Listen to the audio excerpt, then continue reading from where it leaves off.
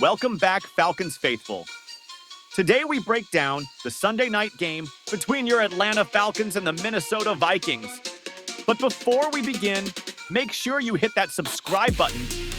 It makes no sense to loiter around on such great information, highlighting your Atlanta Falcons. Now get that done. Over 90% of you are not subscribed. Shame on you. We will all wait. I know, Mike, it's frustrating. All set. Let's do it! Welcome back, Falcons faithful. This is Patrick with the Falcons Roost, ready to give you another update on our beloved Atlanta Falcons. Sunday night, the team came in, dealing with a grueling opening season, lost to Tampa Bay. They came out running, something they struggled to do against the Buccaneers.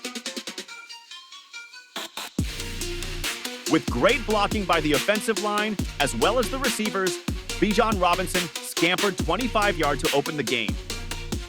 In one run, he eclipsed his season total by a yard. On the second play, Robinson cut to the right and added an additional 15-yard carry, setting the team up for an opening drive score. On 3rd and 9, inside the Vikings 25, Penix completed a pass to tight end Kyle Pitts for 8 yards, leaving the team to decide if it was worth trying to kick a field goal or go for it on 4th down. Coach Raheem Morris decided to go for it, but quarterback Michael Penix couldn't get the play off in time, drawing a delay of game penalty.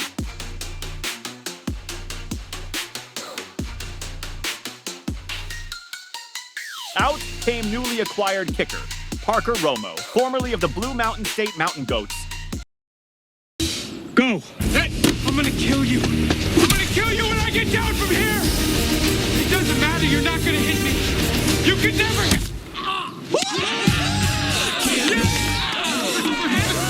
Wow, Reacher has come a long way since then. Now, hold your breath. Well, shit! Wait, he made it? Let's all take a moment to catch our breath from that near-miss experience.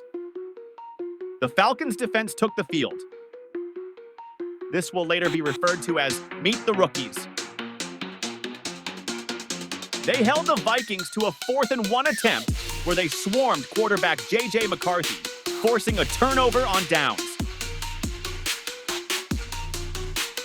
The Falcons' offense came out using their main weapon, Bijan Robinson, to move downfield.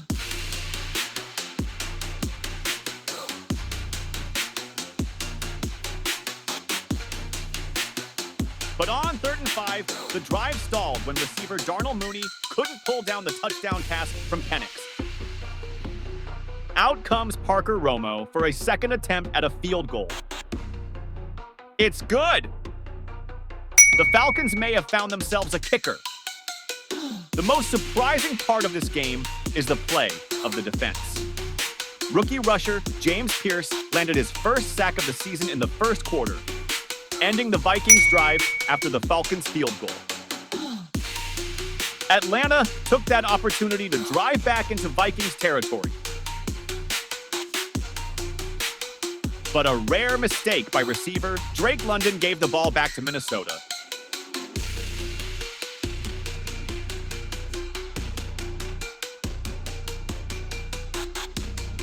The Vikings came out ready to capitalize on the turnover and put themselves back into the game.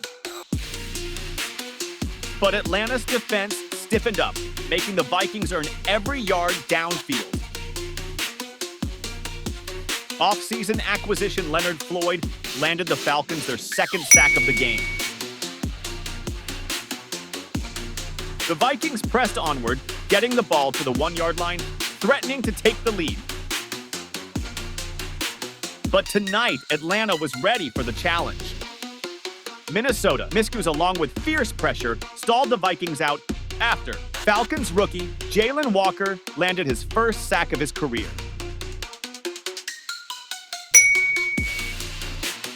Followed by second-year lineman Zach Harrison and Drew Ororo, putting the exclamation point on the drive. they settled for a field goal, putting them within 3 midway through the second quarter. On the Falcons' ensuing drive, to avoid being left out, the Vikings added a sack of their own. On 3rd and 20, Penix turned to his star player Robinson, but it wasn't enough to convert the first down. The Vikings took over and made a key mistake. They underestimated rookie nickelback Billy Bowman Jr. He jumped the McCarthy pass and forced a Vikings turnover with 2 minutes left in the half.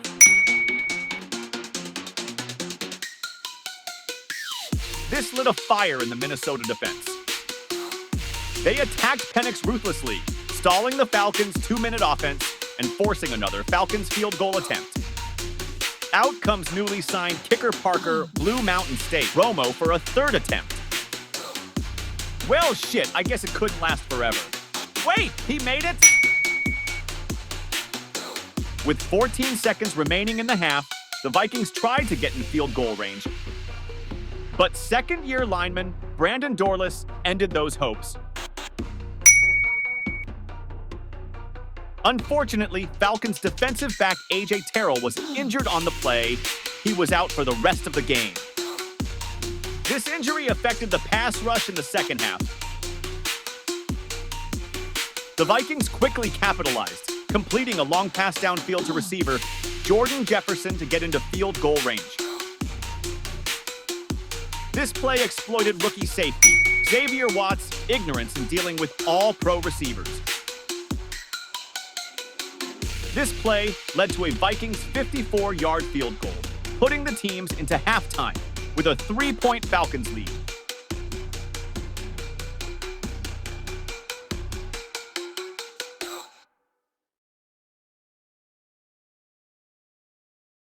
Now would be a great time to click that subscribe button while we wait for the teams to resume play.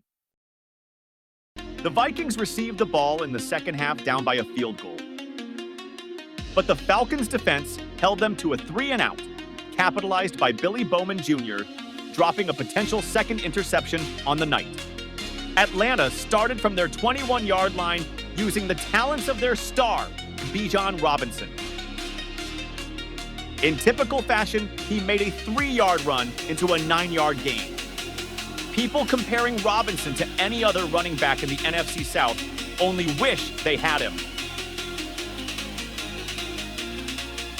The Falcons drove inside the Vikings' 20, but stalled on 3rd and 2. Once again, leaving the scoring to the newly signed kicker, Parker Romo.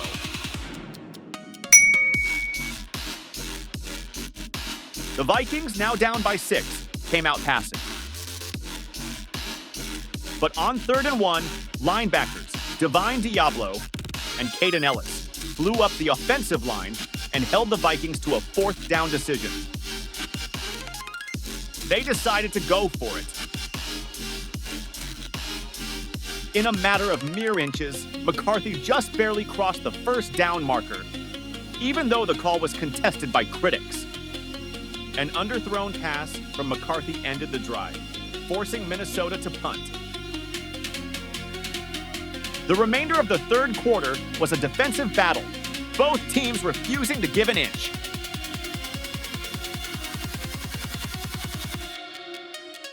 But the fourth quarter began with Falcons second-year lineman Zach Harrison rushing unblocked for a McCarthy sack, forcing a Vikings fumble and giving Atlanta the ball in Minnesota territory.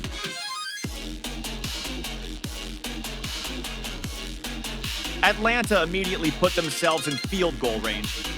But the point isn't to kick field goals, right? Right? Well, Robinson was on his game tonight. But the pass blocking was really hindering what Penix could accomplish. The Vikings' rush was relentless. So, I guess it's time to bring out Parker Romo again. He's 4 for 4 tonight. So are the Falcons trying to use the odds to watch him miss one? I can't watch. This is 54 yards. Wait! He made it? I wonder if Young Wei Koo has packed his bags already because this cannot be good for him. But 5 field goals? What happened to the red zone scoring offense? Minnesota took the field again, and the Falcons' defense held strong, forcing them to punt, down by 9, with 9.5 minutes remaining in the game. Atlanta took the ball and methodically drove downfield, burning 6 minutes off the clock by running the ball with their battering ram, Tyler Algier. No team in the NFL has a better 1-2 punch than Atlanta.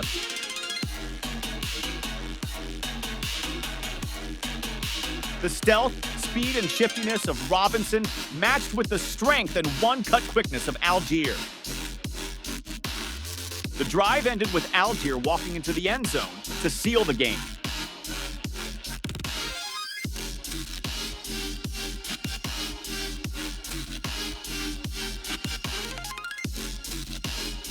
But the Vikings didn't just surrender. They worked the ball downfield, trying to make up their 16-point deficit. But all hope was gone when Falcons rookie safety Xavier Watts registered his first career interception to put the final nail in the Vikings' coffin.